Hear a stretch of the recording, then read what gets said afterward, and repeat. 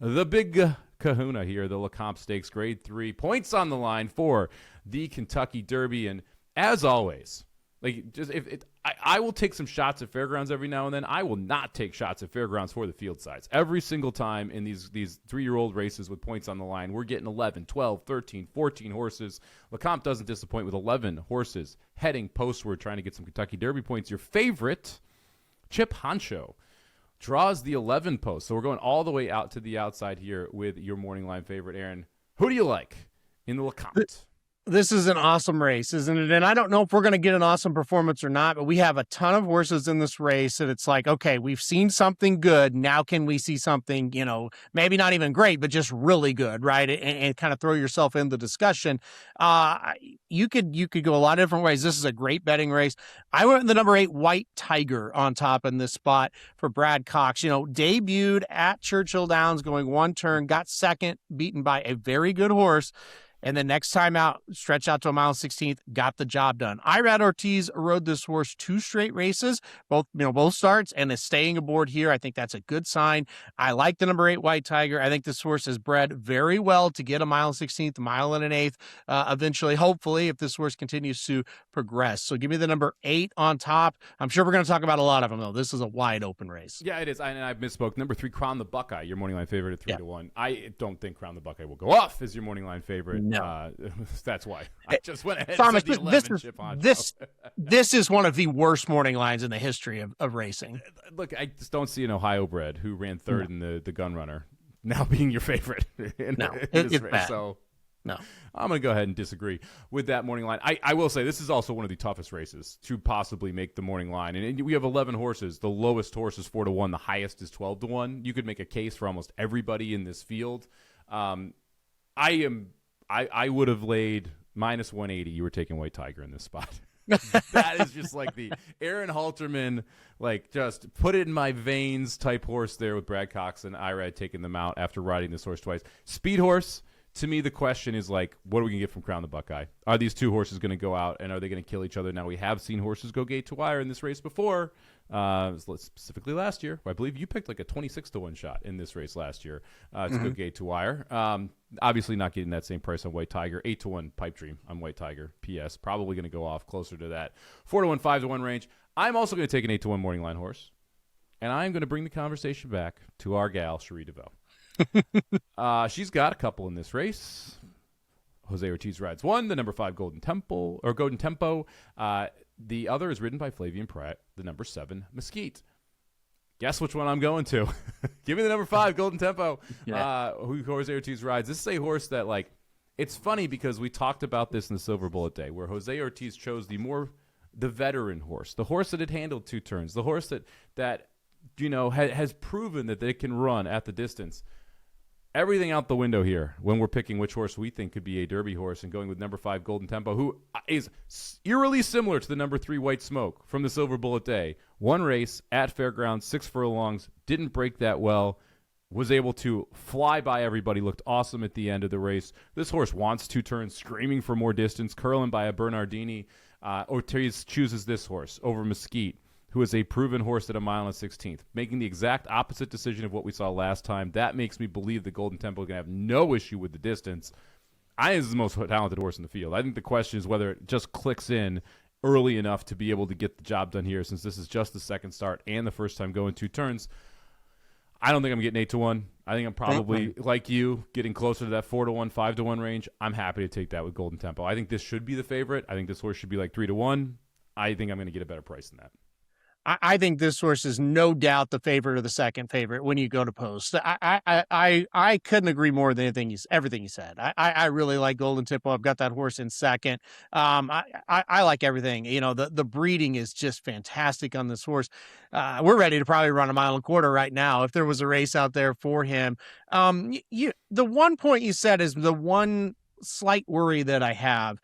Will it all click on Saturday, or will it all click a month from now when he's got a little more experience under his belt? Because he was a little bit green in that first race early in the race, right? But he finished up strong, and that's what you're really looking for. And boy, did he finish up strong. So I like Golden Tempo quite a bit as well. I'm with you on that one.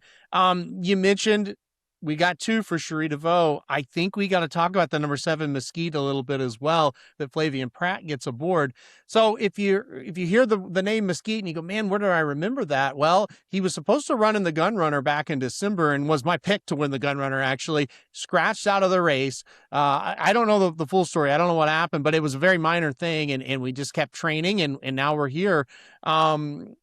I'm going to be very mad if Mesquite wins because I liked him a lot there. Look, the Gun Runner felt like, I'm not using any of the Gun Runner horses, right?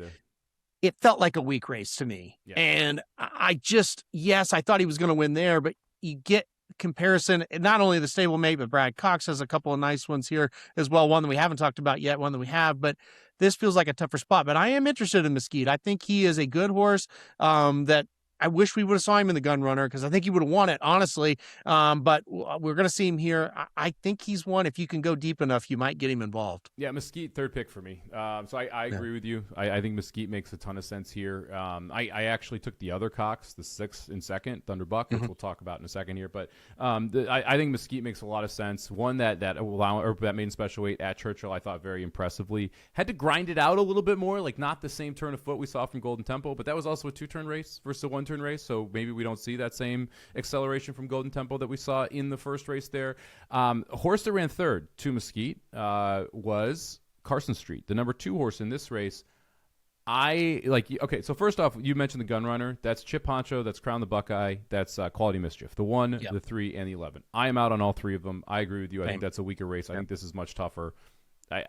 If I had to pick one, it would probably be Chip Poncho, but I'm not excited, and I don't want to pick any of them. The 2 Carson Street.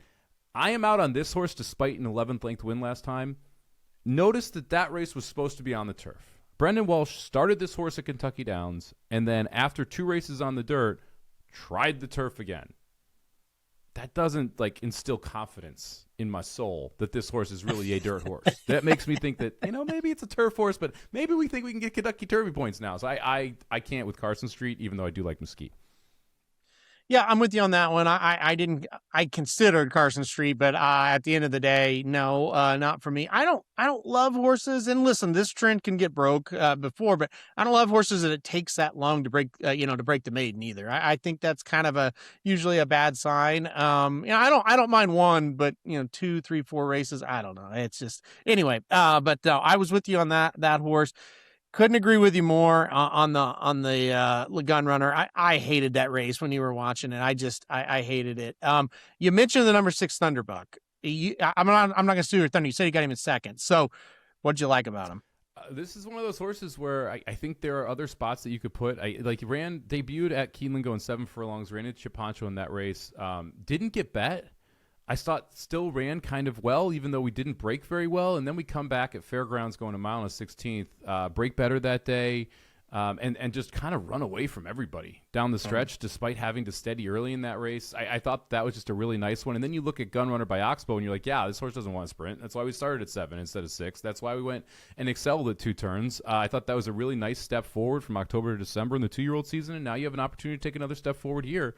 To me, this is a horse that logically can move quite a bit. And I look at White Tiger, who is the other Brad Cox horse, who I have in 4th, but I see that and I'm like, well, you need the lead. And I want a horse who doesn't need the lead. And to me, the 6 Thunder Buck is that horse who could take a big step forward and doesn't need to be in front. And I'd rather go that direction. And Saya is a fine jockey, so I'm not worried about the IRAD versus Saya's part of this either.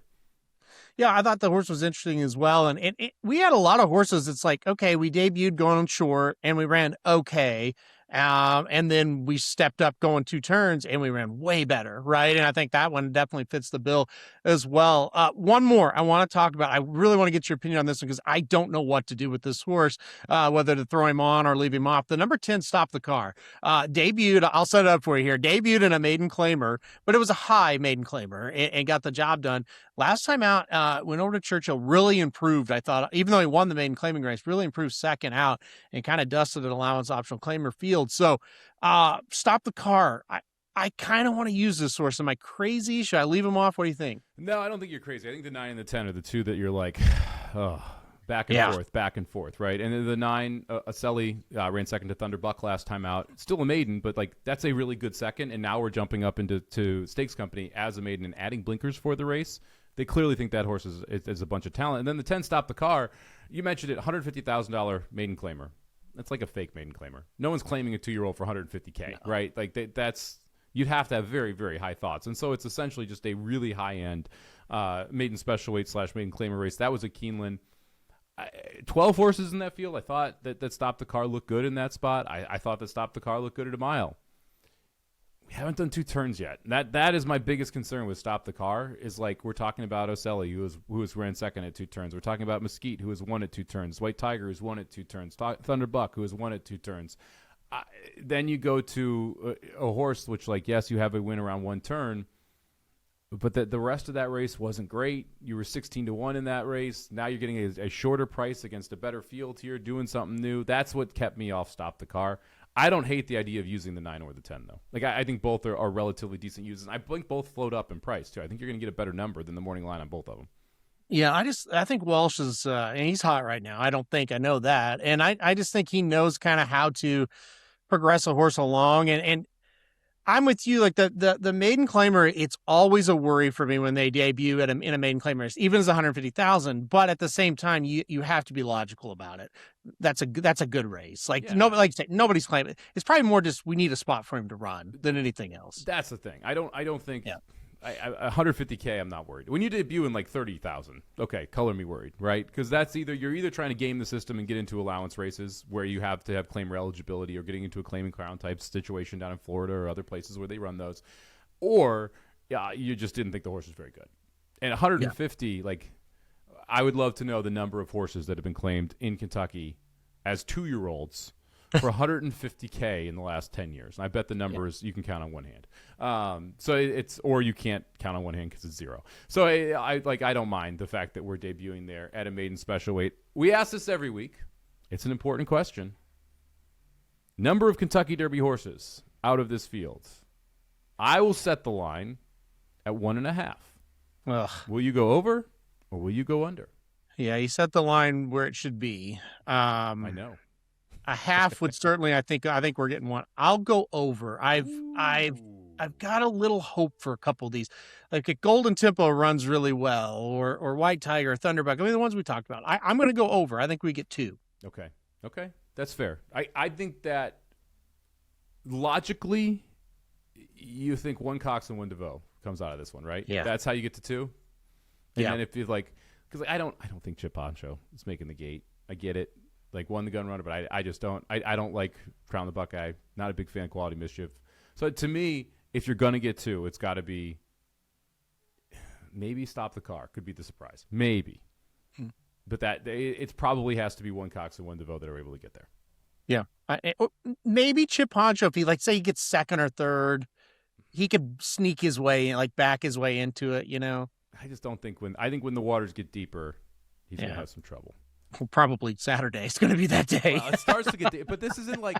But this is, no. This is the thing. This is we're not even at the first sandbar here from a Kentucky Derby perspective. Like we still got a ways to go here before you actually can make the gate. This isn't a 100-point race. This is what, a 25-point race, 20-point race. Like, this is not one of the big dogs. And as we get to those, you're going to face much better horses. And I think that's where Chip Poncho unfortunately struggles there. All right, race number 13, Fairgrounds Saturday, the Lecomte.